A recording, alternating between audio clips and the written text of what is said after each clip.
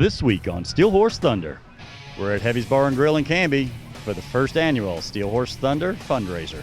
Bikers are a positive impact to help people. Steel Horse is a big part of that. Then we head up to a very unique situation. It's the Indianapolis Motorcycle Police spring training.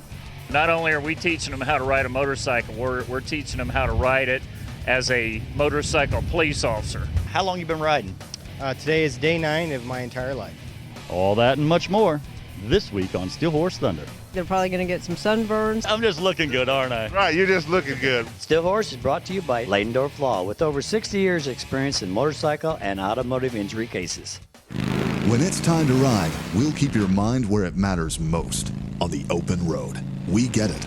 Ryder Insurance is the only insurance company specifically created for the motorcycle and ATV communities. No one but riders. Our specialized staff is here for you with great coverage options, discounts to help you save, and 24/7 claims reporting if something happens along the way. And with roadside assistance included on all of our policies, we've got your back wherever the road leads. We get it. No worries, just riding. Family. We know it's important. That's why our family mission is to protect yours. If you've been injured in any accident, call us. The insurance company may not be looking out for your family, but we are. Call us. We will get you the compensation you deserve and help you protect the most important thing in your life, your family. Leidendorf Law, your Indiana injury lawyers. Like family, because we are. Hey, we're here at Heavy's Bar and Grill for the Steel Horse Thunder fundraiser. This year we plan to expand our horizons. We're going to cover some out-of-state rides. That costs a lot of money. So here we are at Heavy's Bar and Grill. Cindy? We want to thank everybody for coming out and for all your donations. Let's go in and check out what's going on.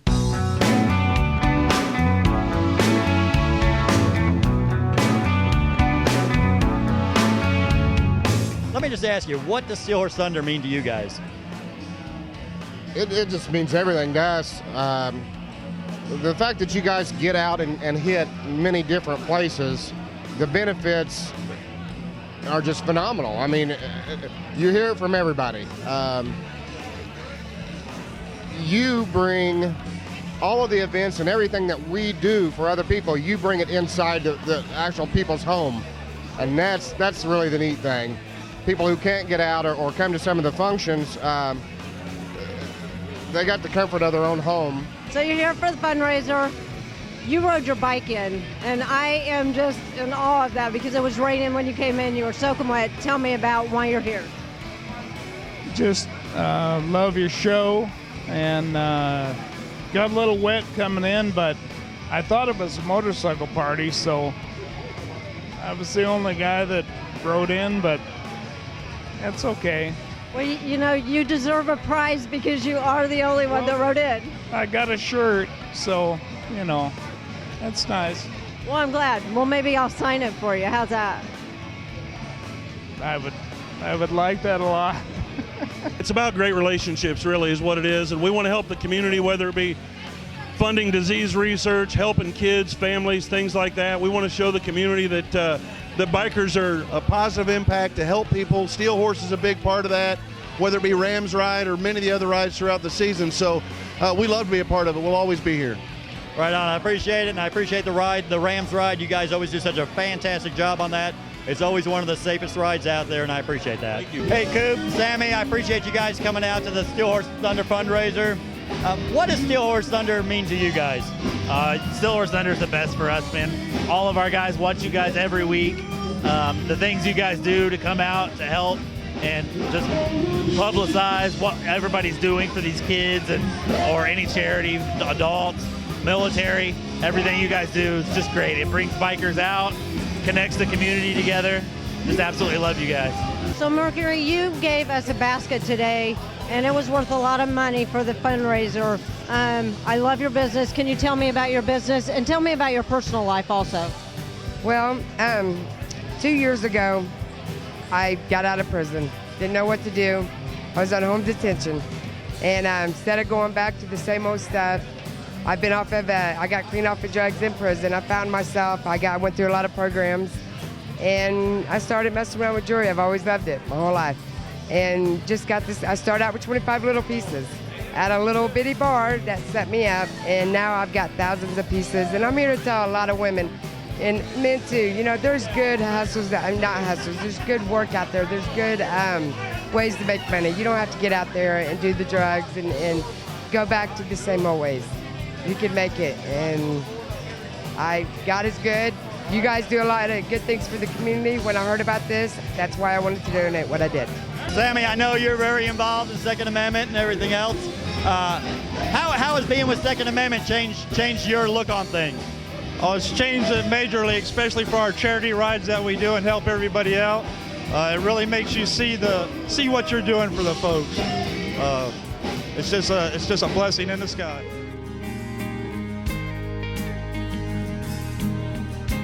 Well, it turns out the Steel Horse Thunder fundraiser was a huge success. And in the tradition of all motorcyclists and Steel Horse Thunder, we always want to give back. And so we donated 10% of our proceeds to the Gathering Together Hospice House. Cindy, we do a lot of stuff for children on this show, and I think it's kind of cool that we decided to do something for the elderly. Yes, it is, because they do need help also. And this was a great place. We covered a ride last year that was doing it for this place, and we're here today at the Gathering Together to help them.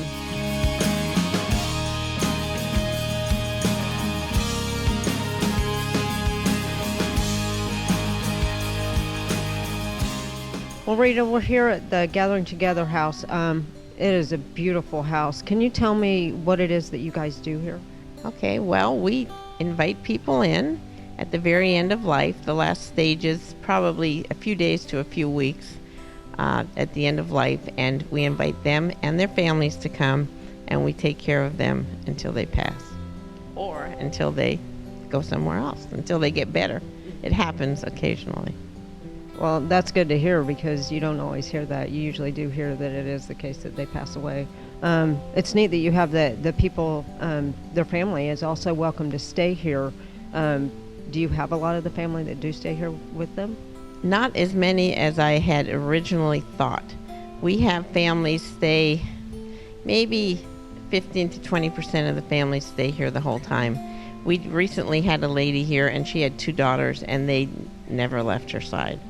And we have 2 guest rooms upstairs so that the families can stay and be comfortable and have their own space. And we also have a second room in each of the hospice rooms so that the family or I can sleep with the patient and not leave them alone at night. When we were here about a month ago with my mom, and Rita cooked for us, and one of the volunteers cooked for us.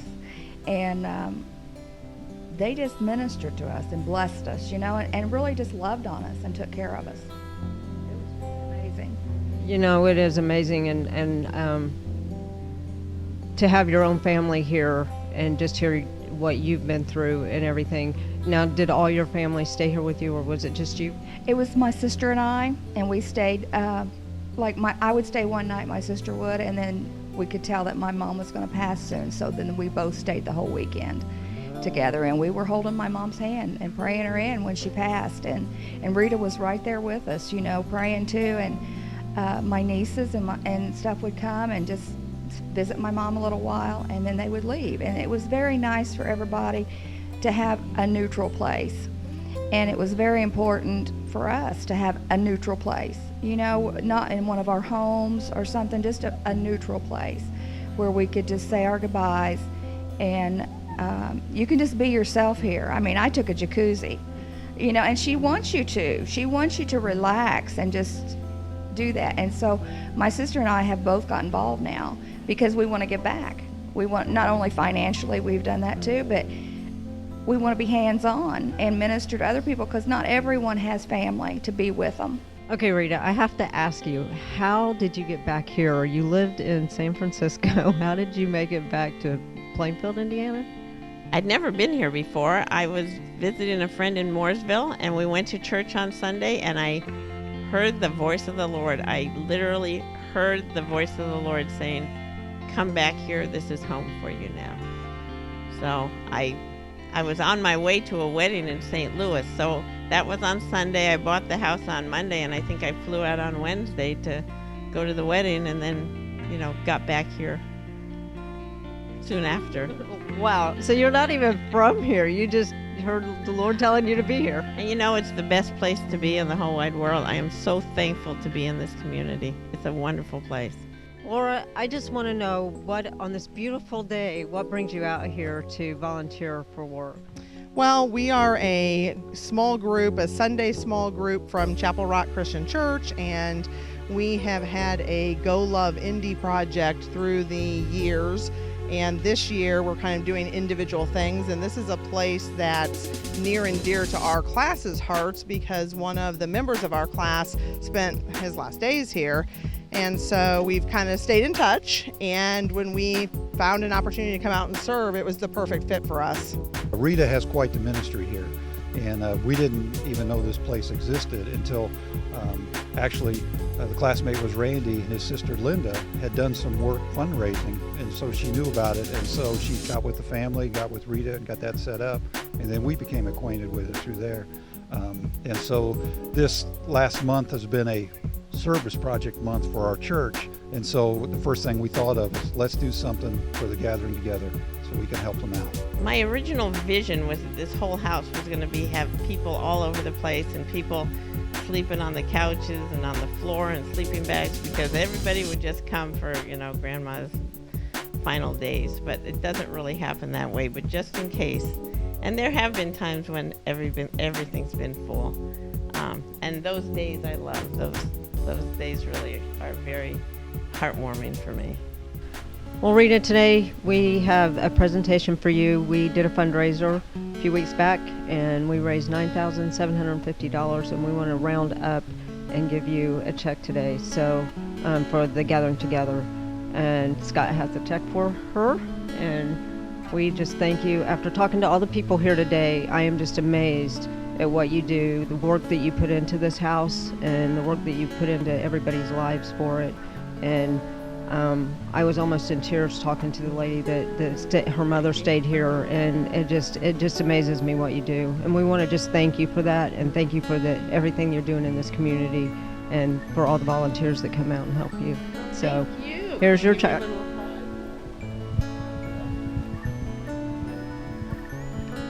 Rita, I'm going to hand you a check. This check is for $1,000. We want to give 10% back of what we got. This check, even though it's coming from Steel Horse Thunder is not just Scott and Cindy. Steel Horse Thunder is the entire motorcycle community around here. All these people came out and they gave, and that's why we're able to give to you. So this check here, it's not just from Steel Horse Thunder. This is from the entire motorcycle community, and we just want to bless you and thank you for the work that you do here.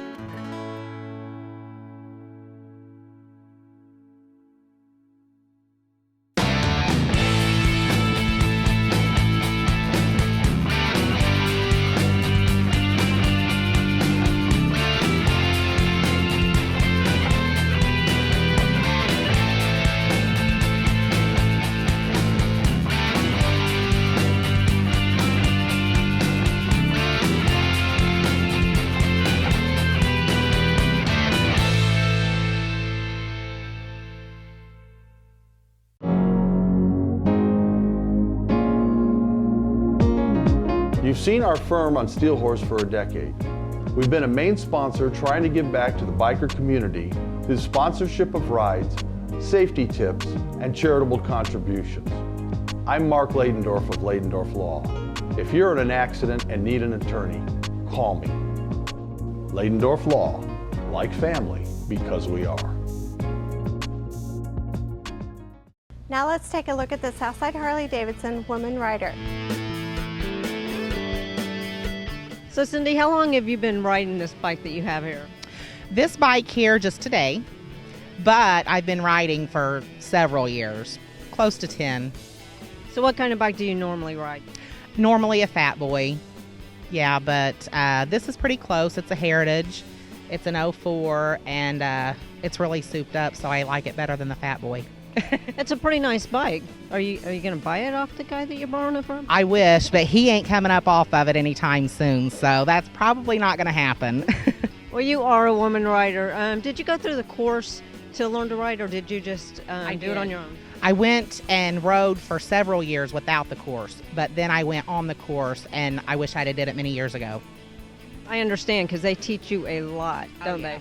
Yeah, it's amazing the things you think you know, and then when you go through the course, the things you learn. Yeah. So do you have a lot of rides planned to, bucket list, whatever, the big rides, little rides, whatever? No, not really. We just ride as they come. You just do a lot of the charity rides, not any of the big rides. We do a lot of the charity rides, and we do a lot of other things also for the other people that are having events, just to support their things also. That's great. I like to hear that, because we all need to support each other, and that's good. Yeah, we enjoy it, and we enjoy what we do. We love what we do, and we always have fun. That's great. So do you have any charity events that are going on? I mean, today's the April Fool's Ride, of course, but is there any other events that you are going to or plan on going to in the near future? None right off the top of my head, but we do have yearly rides, junior diabetes, and the blind school, and those rides are all near and dear to our heart, so we look forward to them every year. Well, that's cool. Well, I'm glad that you're riding today, and I wish you were on your own bike, but you are a woman rider, and you do ride a lot, so that's a great thing. So you have a good time today. Try to stay warm, because it is a little chilly. It is, but it's worth it. I saw you come in here and saying your fingers were freezing, and I'm glad I'm not riding today because of that reason. Yeah, they were a little cold, but I got some new gloves. I think we're going to be just fine.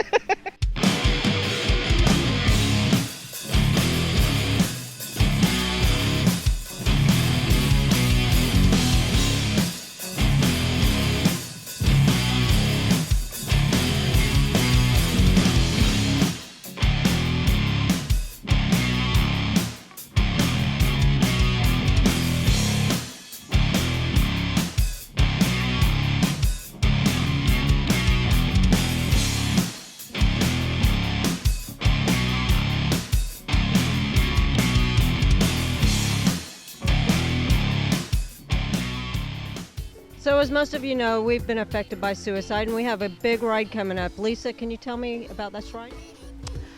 The American Foundation for Suicide Prevention Indiana chapter is hosting the 5th annual Ride to Silence the Stigma for Suicide Prevention and Mental Health Distress Awareness on May 17th.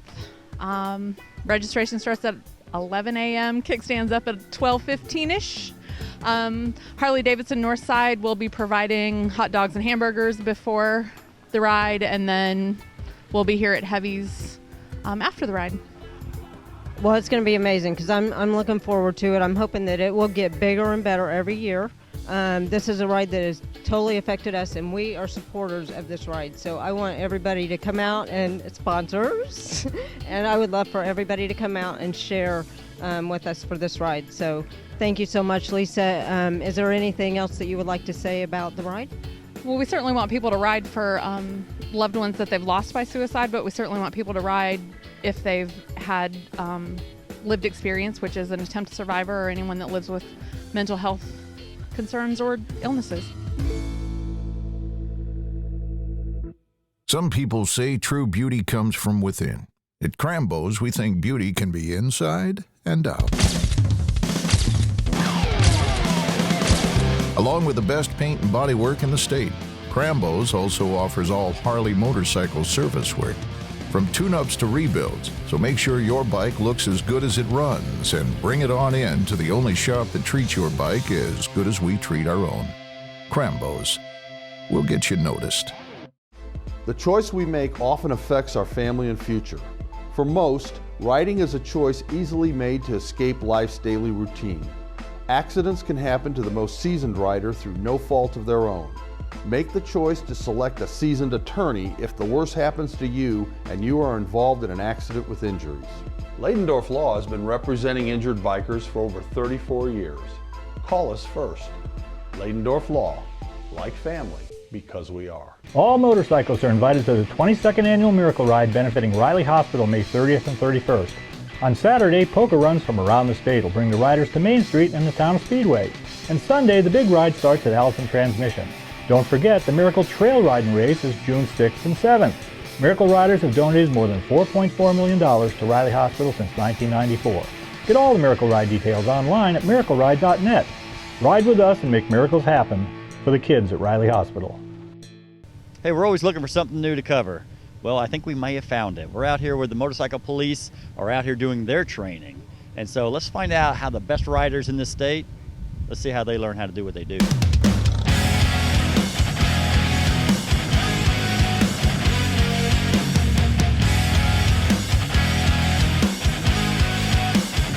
Hey man, I'm here in Indianapolis. I'm at a parking lot with cones everywhere, police officers everywhere, motorcycles everywhere. Brett, what exactly is going on today? We are currently going through 2 phases of our training. We have new motorcycle officers that are here today being trained for their first time, and then we have the veteran motorcycle officers that are back for yearly recertification.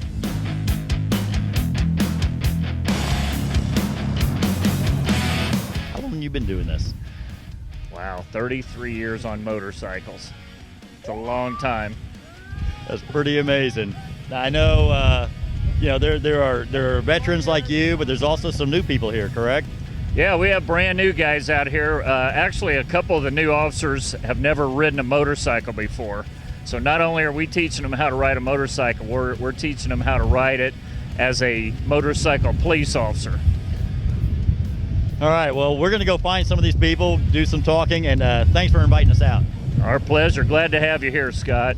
Sergeant Curtis, I know you're kind of the man out here. Can you explain a little bit of what these officers are going through with their training session out here?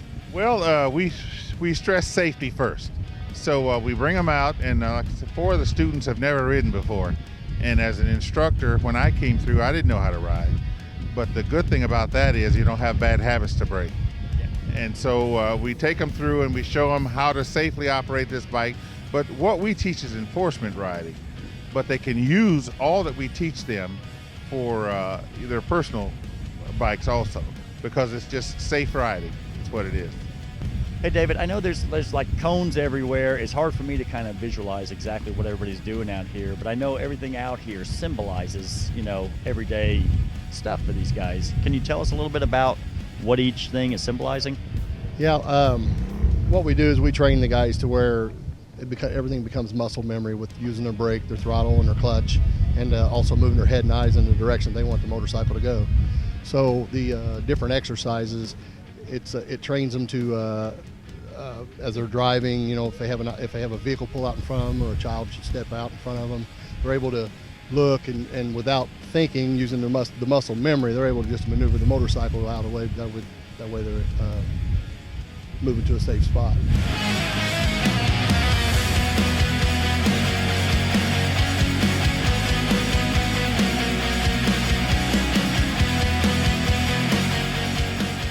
Hey Matt, now I understand you're out here training on the motorcycle here.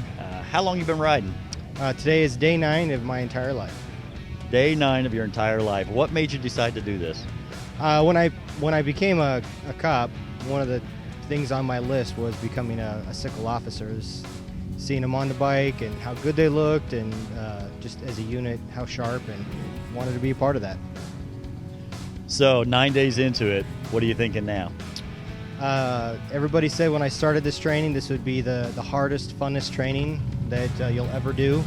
And I have found that to be completely true.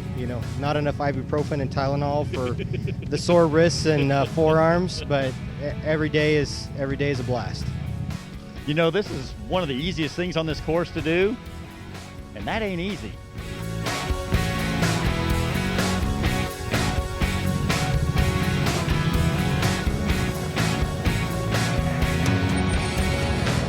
Now, I noticed in the center, there's like a ton of cones, and I've been watching everybody weaving all over the place. What exactly is that?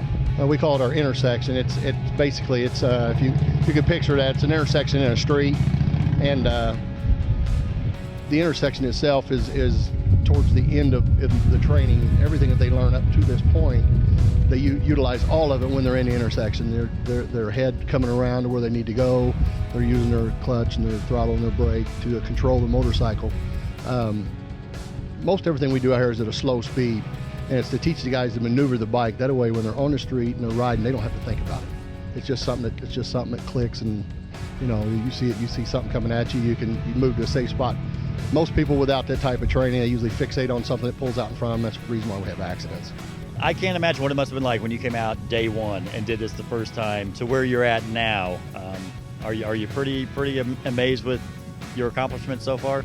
Yeah, I mean, didn't know how to turn the thing on. I had to have somebody say this is the on button, and this is the accelerator, this is the throttle. So it's amazing. It's one of those transformations that doesn't seem like it's ever going to happen, and then it does, and it's thrilling. So it's not from an instructor student standpoint, but have amazing instructors who have done this, can do this, literally with one hand and two legs over the side. So they're very good at what they do, and they're very good at instructing us. So how long have you been doing this? I'll have 32 years this July on the police department. I've been on motorcycles 18 years, and I've been instructing the last 10. All right, now everybody's out here. I know there's a lot of people just practicing and everything else, and eventually they're all going to have to do a timed run. Right. Can you explain how that goes? Well, what we're simulating is you park someplace, you get a run, emergency run, and you go from point A to point B, operating the motorcycle safely, because if you don't get there, then you can't do what it is you need to do. So we time them to put them under a little pressure, but they have to go through each maneuver and then complete the entire course within a certain time, without falling, without putting their foot down, without running over cones, stuff like that, because in the real life, that's people you're running over or cars you're running into. And then as far as all these different individual ones, is there anything out here that's tougher for you? Was it the intersection thing, which looks really complicated to me, or the tight circle? The tight circle, to me, I think would be the toughest. It's called the 360. Yeah, you have a 5-foot gate you enter. So basically, you enter it, and when you set your motorcycle up, what you have to remember to do almost immediately is get your head spun around where you can find that gate to get out of it. So you got to be. That's comes in with the trusting part of leaning the bike and getting your head around and find out where you need to go. I know that was the first thing my head turned around when I saw somebody do it. I was like, my God, how are they doing that in such a small area? And then, of course, you guys had to show off and throw about 4 people in there at the same time. That's little guys with a little experience. You got to trust the guy in front of him, and they have to trust you. So. Well, hey, that's going to do it for us this week on Steel Horse Thunder. I learned something new this week. I always thought I was a good motorcycle rider until I watched the police on their motorcycles going through their training. I'm not nearly as good as I thought I was. Cindy, did you learn anything this week? I didn't learn anything new, but I did learn that the motorcycle community is the most giving of people, and we want to thank everybody for coming out and supporting Steel Horse Thunder. Because of your generosity and our great sponsors of this show, we will continue to ride this year. And remember, it's not what you ride, it's that you ride. Steel Horse is brought to you by Leidendorf Law, with over 60 years experience in motorcycle and automotive injury cases. What does a show mean to you guys? I'll tell you, wait, want to redo that. All right, so you're here for bike night. Sorry. You're not here for bike night. You're having a good time. Everybody out there is having a good time. I went on so long, I don't even know what I'm talking about. Our horizons, and we just want to take it a little farther. With us, and I don't like it. Ready for coming out here, and that's why this week on Steel Horse Thunder.